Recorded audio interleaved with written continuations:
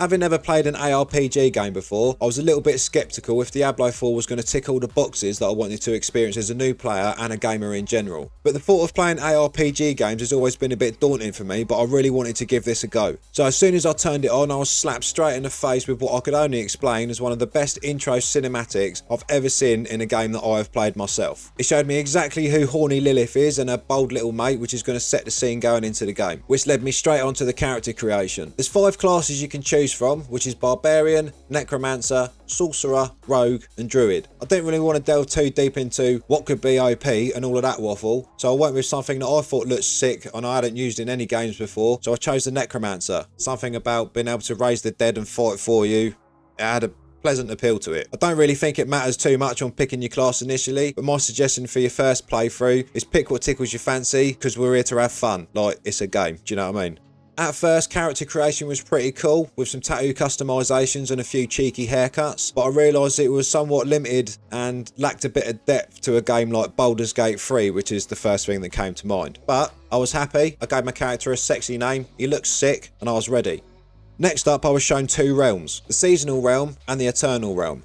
Don't make the mistake I made before making this character, which was recommended by the game, by doing the Seasonal Realm. As once the Seasonal Realm is over, which I'll go into in another video, that character will then go into the Eternal Realm. Now, please correct me if I'm wrong in the comments, but to my understanding, your progress of the map and the key waypoints and all that stuff doesn't carry over once that season is finished in the Seasonal Realm, apart from the character. So my recommendation as a new player is go straight to the Eternal Realm and play through the campaign first, unlock all of the stuff, as a season will happen every 3 months or so, something like that. Once you've completed the Eternal Realm, you're able to skip the story campaign for all of the seasons going forward and just concentrate on the seasonal content. So once I grabbed my chosen realm, I picked the tier 1 world to play in, because basically I didn't really have a clue what was going on and it looked like the normal entry to the game difficulty for a new player like me. Once all that was done, I got greeted with another cinematic introducing me to the world of Sanctuary. I got my horse smashed up and I was freezing my tits off, but eventually I ended up in a cave.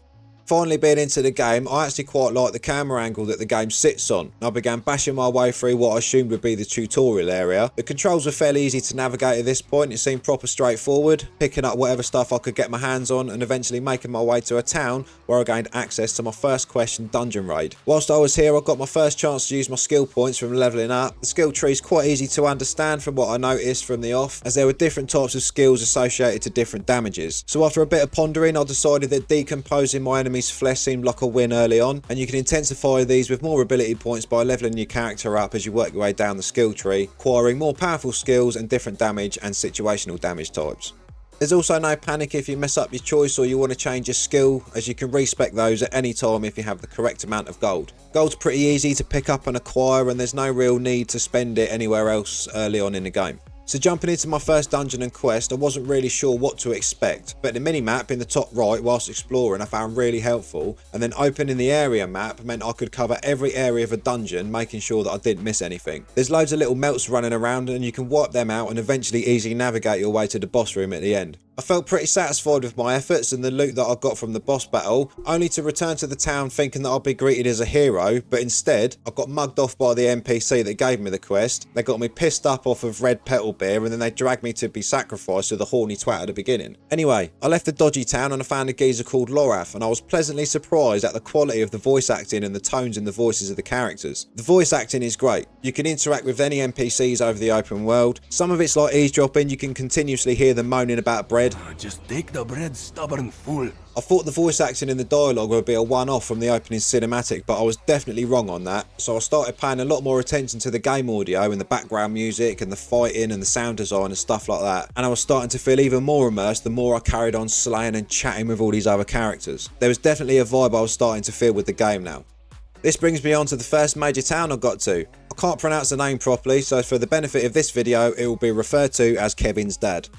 Everything starts opening up now we got to this main town. There's blacksmiths, which I found the most useful so far because you'll end up constantly recycling your stuff when you pick it up. There's alchemists, armor specialists, jewelers, there's loads of stuff here and they all serve a purpose for different reasons. Some of which I haven't yet experienced, but I'll go into the early ones in my basic beginner tips video that's going to come in a few days. Next thing I got was a waypoint.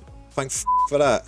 To my understanding, these are dotted around in every major town in the regions, which is going to give you the ability to fast travel But make sure you stand over it and manually activate it, otherwise you won't have it and you'll be walking around forever.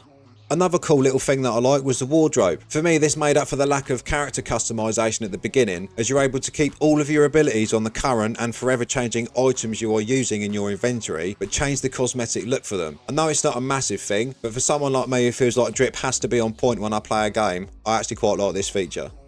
Once I'd fully worked my way around the town, I had another little chat with Lorith in his sick voice again. I went and spoke to Revenant Mother Prava, and I was let loose in the open world where the game really opens up. As soon as you leave the town, you're pretty much immediately hoarded by enemies in waves. It's pretty constant, but I found it really rewarding to be able to melt through everything. When I decided to make my way to whichever quest I was onto, I noticed the white gates on the map were turning up a little bit more frequently as I began my proper exploration of Sanctuary. These are side dungeons and where I've probably spent most of my time. It's proper easy to get sidetracked when you're out and about, but a great feature I found on the map was being able to pin where you wanted to go. So no matter the distraction or the, oh what's that, that looks sick, the red line it draws on your map means you literally can't get lost on your chosen destination. What a banging tool that is. You just got to press square or X on the PS5 or Xbox to do this. I don't know what it is on the PC because my PC is not good enough. So with that being said, in my first 15-ish hours of gameplay, I have barely scratched the surface of the game, which means the map is massive and there is loads to do. I've still been playing this since finishing this first initial impressions video, and I've got to say I am proper sucked in. But with all things, there are always pros and cons.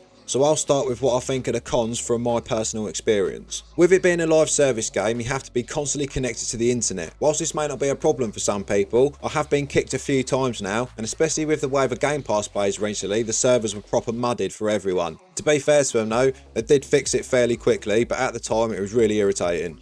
Another thing, I think the game doesn't really help brand new players like myself understand certain elements and mechanics of the game at a basic level. By that, I mean there are some amazing content creators out there who explain everything to the finer details and all this amazing knowledge they have, but the game itself, I don't think, is new user friendly from the off. An example of this is the tier system. From what I understood, there's no real benefit between tier 1 and 2 apart from a little bit more gold and XP, but the transition to 3 and 4 and how that translates into main story campaign to progress your character to level 100, I don't really think is explained very well. I had to ask some friends in the Discord and some of you guys to simplify it for me so I can get a general understanding. Does that make me stupid?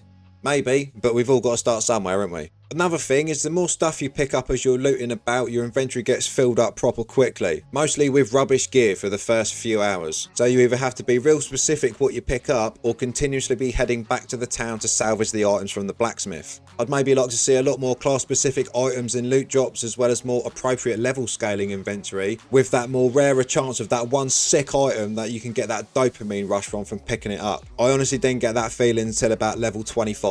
And that's probably it with cons for me so far, and I think the pros really do outweigh the cons. I really love the art style of the game. I love how it looks, I love how it feels, the darkness, the vibe it gives me. I do feel like I am in a world of despair and everything is dying. The cinematics during the campaign I've really enjoyed so far, and I actually look forward to the chance to get to another one when I dip into the campaign quests.